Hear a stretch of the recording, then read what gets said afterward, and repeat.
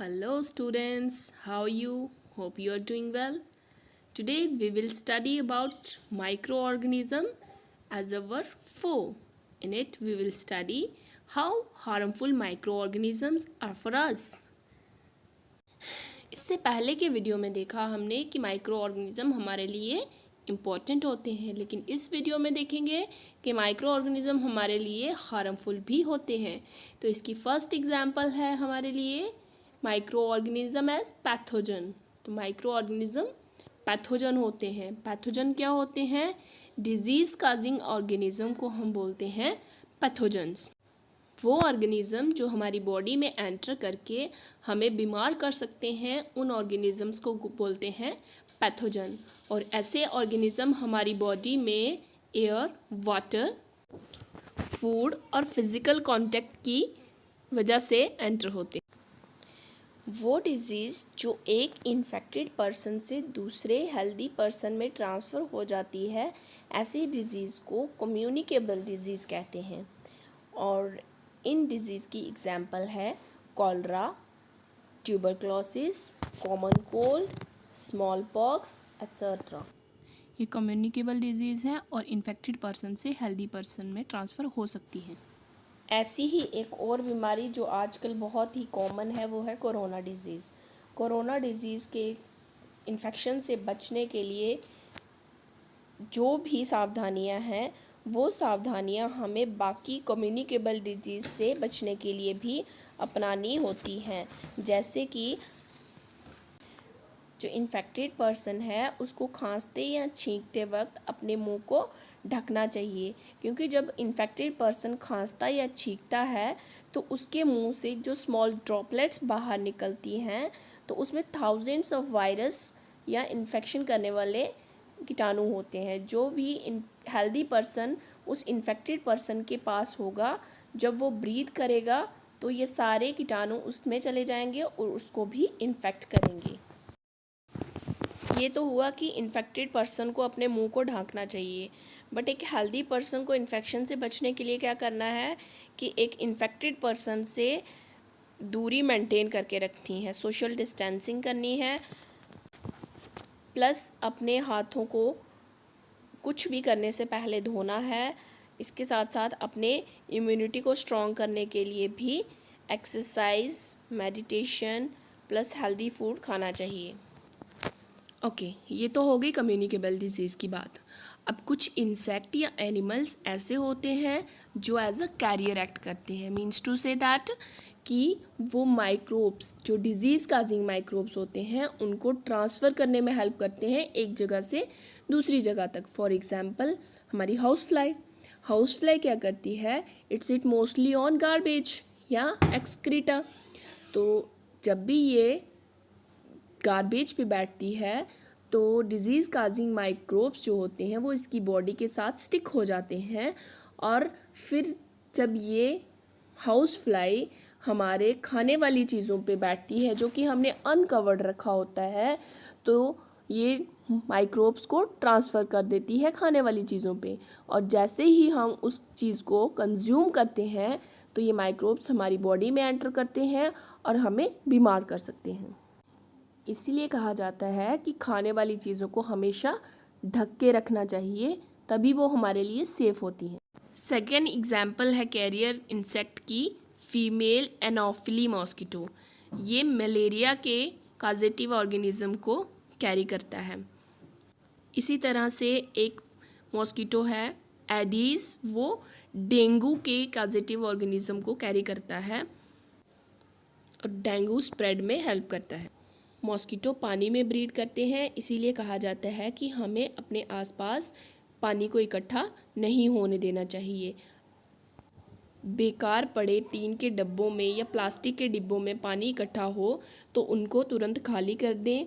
इसी तरह अगर खड्डे में पानी भरा हो तो उसको मिट्टी से भर दें और कूलर के पानी को रेगुलर चेंज करें।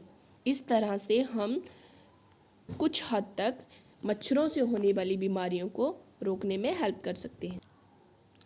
स्टूडेंट्स, अब हम यहाँ पे देख रहे हैं एक चार्ट जिसमें बताया गया है ह्यूमन डिजीज़ के बारे में, उनको कौन से माइक्रो ऑर्गेनिज्म काज करते हैं और वो कैसे ट्रांसफ़र होती हैं एक ऑर्गेनिज्म से दूसरे ऑर्गेनिज्म में, और उनको हम कैसे रोक सकते हैं। तो आप इसको डिटेल में स्टडी कर सकते हैं। First disease tuberculosis, second measle, third chicken pox, polio, cholera, typhoid, hepatitis, malaria etcetera. तो इनके कौन से कॉजेटिव ऑर्गेनिज्म हैं, मोड ऑफ ट्रांसमिशन क्या है और इनको हम कैसे प्रिवेंट कर सकते हैं, आप इसको डिटेल में स्टडी कर सकते हैं। सो स्टूडेंट्स, जो माइक्रो ऑर्गेनिज्म होते हैं वो ना सिर्फ ह्यूमन बीइंग में बट प्लांट्स और एनिमल में भी डिजीज़ काज करते हैं। तो नेक्स्ट चार्ट में हम देखेंगे कुछ प्लांट्स की डिजीज़ और उनके कॉजेटिव एजेंट। इस चार्ट में आप देख रहे हैं black rot of cabbage bacteria से होने वाली डिजीज़ है, late blight of potato fungi से होती है, और वाइट रस्ट ऑफ मस्टर्ड भी फंजाई की वजह से होने वाली प्लांट की डिजीज़ है। So students, one more thing why which microorganism can affect our body is food poisoning. Food poisoning में क्या होता है कि हमारे खाने पे जो माइक्रो ऑर्गेनिज्म ग्रो करते हैं वो समटाइम टॉक्सिक सब्सटेंस प्रोड्यूस करते हैं, और ऐसे इन्फेक्टेड खाने को जब हम खाते हैं तो हम बीमार हो सकते हैं और समटाइम हमारी डेथ भी हो सकती है। तो इसीलिए अगर हमें अपना खाना ज़्यादा देर के लिए रखना हो तो उसको प्रिजर्व करके रखना चाहिए। यहाँ पर हम कुछ प्रिजर्वेशन के मेथड्स पढ़ेंगे। फर्स्ट मेथड ऑफ प्रिजर्वेशन यहाँ पर हम पढ़ेंगे प्रिजर्वेशन बाय सॉल्ट। इस मेथड से हम मीट, फिश, आंवला, रॉ मैंगो, टैमरिंड, इन सारी चीज़ों को प्रिजर्व करके रख सकते हैं। इस मेथड में हम ड्राई साल्ट को इन सब चीज़ों के ऊपर स्प्रिंकल कर देते हैं, जिसकी वजह से माइक्रो ऑर्गेनिज्म इन पे ग्रो नहीं कर सकते। सेकेंड मेथड ऑफ प्रिजर्वेशन है preservation by sugar. Jam, jelly, squashes etcetera इस मेथड से प्रिजर्व की जाती हैं। इस मेथड में इन सारी चीज़ों में शुगर को ऐड कर दिया जाता है, जिसकी वजह से माइक्रो ऑर्गेनिज्म इन सारी चीज़ों पे ग्रो नहीं कर सकते हैं और हम इस फूड मटेरियल को स्पॉइल होने से बचा सकते हैं। थर्ड मेथड ऑफ प्रिजर्वेशन है preservation by oil and vinegar.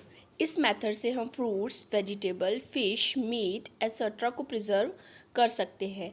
इस मेथड में हम इन सारी चीज़ों में ऑयल और विनेगर को मिक्स कर देते हैं, जिसकी वजह से माइक्रो ऑर्गेनिज्म ऐसे एनवायरनमेंट में ग्रो नहीं कर सकते और हम फूड को स्पॉइल होने से प्रिजर्व कर सकते हैं, बचा सकते हैं। Next method of preservation is preservation by heat and cold treatment. आपने देखा होगा कि जब भी हमने घर में दूध स्टोर करके रखना होता है तो हम उसको पहले बॉयल करते हैं। ऐसा इसलिए किया जाता है ताकि उसमें जो भी माइक्रो ऑर्गेनिज्म हैं वो डिस्ट्रॉय हो जाए। इसके साथ साथ हम कुछ खाने वाली चीज़ों को रेफ्रिजरेटर में स्टोर करके रखते हैं। ऐसा इसलिए किया जाता है क्योंकि हाई और लो दोनों ही टेम्परेचर माइक्रो ऑर्गेनिज्म की ग्रोथ को इनहिबिट करते हैं और हम ऐसा करके खाने वाली चीज़ों को प्रिजर्व कर सकते हैं, स्पॉइल होने से बचा सकते हैं। घर में जब हम दूध स्टोर करके रखते हैं उसको ज़्यादा से ज़्यादा 1, 2 या 3 दिन स्टोर करके रख सकते हैं, लेकिन जो मार्केट से दूध लाया जाता है उसको हम डायरेक्ट बिना गर्म किए पी सकते हैं और हमें फूड पॉइजनिंग भी नहीं होती। कभी सोचा है ऐसा क्यों? और ऐसा इसलिए होता है क्योंकि जो मार्केट से हम मिल्क लाते हैं वो प्रिजर्व्ड होता है, और मिल्क को प्रिजर्व किस मेथड से किया जाता है? Bye pasteurisation. पैस्चराइजेशन में क्या किया जाता है? इसमें मिल्क को 70 डिग्री तक हीट किया जाता है, और कितनी देर के लिए? फॉर 15 to 30 सेकेंड्स, और देन इमीडिएटली उसको चिल किया जाता है और पैक कर दिया जाता है। इस टाइम के ड्यूरिंग माइक्रो ऑर्गेनिज्म को ग्रो होने का कोई टाइम नहीं मिलता, तो हमारा दूध प्रिजर्व हो जाता है, और इस प्रोसेस को सबसे पहले डिस्कवर किया था लुइस पाश्चर ने। तो बच्चों, आपने देखा कि माइक्रो ऑर्गेनिज्म हमारे लिए बेनिफिशियल भी हैं, हमारे लिए हार्मफुल भी है। एक टॉपिक जो यहाँ पे रह गया था वो ये कि आपने देखा कि कुछ माइक्रो ऑर्गेनिज्म ऐसे होते हैं जो सॉइल में फ्रीली रहते हैं और नाइट्रोजन को फिक्स करते हैं, लेकिन एक बैक्टीरिया ऐसा भी है जिसका नाम है राइजोबियम बैक्टीरिया। वो लेग्यूमिनस प्लांट्स, जिसको हम कहते हैं फलीदार पौधे, उनकी जड़ों में सिम्बियोटिक रिलेशनशिप में रहता है और नाइट्रोजन को फिक्स करता है। लास्ट टॉपिक है इस चैप्टर में नाइट्रोजन साइकिल। जैसा कि आप लोगों को पता है कि इन्वायरमेंट में 78% नाइट्रोजन होती है और ये हमारी एज वेल एज प्लांट्स की बॉडी के लिए बहुत ही इम्पॉर्टेंट होती है। हमारी बॉडी में नाइट्रोजन प्रोटीन, विटामिन्स और न्यूक्लिक एसिड बनाने के लिए इम्पॉर्टेंट होती है। सिमिलरली प्लांट्स में भी क्लोरोफिल बनाने के लिए नाइट्रोजन की बहुत ही इम्पोर्टेंस है। नाइट्रोजन साइकिल में क्या होता है कि बैक्टीरिया सॉइल में नाइट्रोजन को फिक्स करते हैं और इस नाइट्रोजन को यूज़ करते हैं प्लांट को जब एनिमल कंज्यूम करते हैं तो ये नाइट्रोजन एनिमल की बॉडी में ट्रांसफ़र हो जाती है।